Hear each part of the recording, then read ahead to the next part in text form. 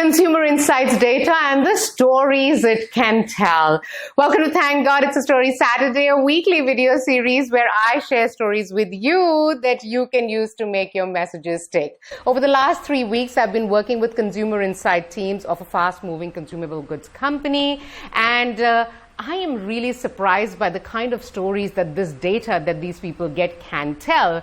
And as I'm working on these projects, I'm also reminded of a story that I read many years ago in the New York Times. The story goes back to somewhere around the year 2002 when Andrew Cole was hired by Target to increase the sales for Target by looking at consumer insights. Andrew came up with this thing called pregnancy prediction model, which essentially informed Target when a woman was pregnant based on her buying behavior, specifically in the second trimester. What the insight here was that after women have given birth, it's a real flux sort of a time for parents. Anybody whose parents would understand that. And because the birth records are public, everybody starts to advertise, and it's not the right time to reach the parents at that time. So if you could do earlier in the process, you had a better chance of getting more sales. So this pregnancy prediction model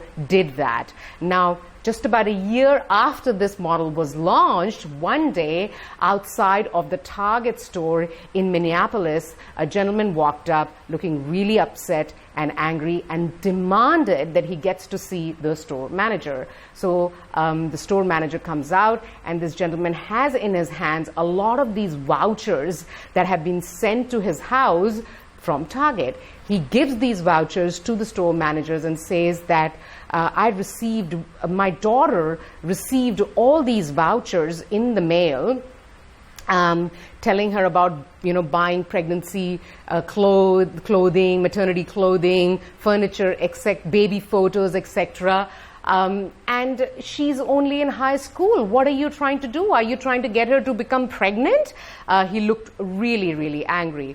The store manager looked at the envelope. Yes, it was addressed to his daughter, and the address was right. The store manager apologized, went inside, checked the customer ID, and was somewhat kind of, perplexed by what had just happened. A few weeks later, store manager still felt like he needed to call and apologize to this gentleman. So he called. The father of this girl who was in high school picks up the phone, and the store manager says to him, "Look, I'm just calling to apologize." And the father turns around and says that, "Look, as it turns out, I've not been able to keep track of some of the activities that have been happening in our house.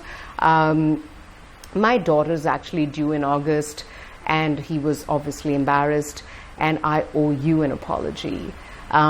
So what's the point? Why am I telling you this story? I feel like the consumer insights data is very, very powerful, and if used correctly, can actually really drive very good outcomes.